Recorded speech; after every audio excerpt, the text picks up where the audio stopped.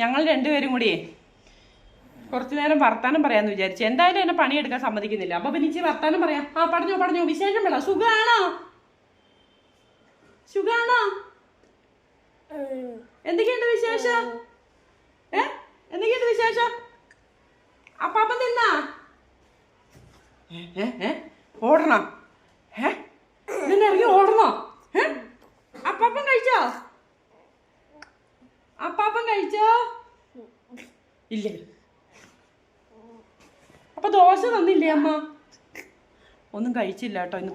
അമ്മ ഒന്നും കൊടുത്തിട്ടില്ല. മരുന്ന് തരട്ടെ? ആ മരുന്ന് വേണം. അപ്പാപ്പൻ തരട്ടെ? വേണ്ട. സുഖാണോ? ആ സുഖമൊക്കെയാണ്. വേറെന്താ വിശേഷം? ഒരു വിശേഷം ഇല്ല കേട്ടോ.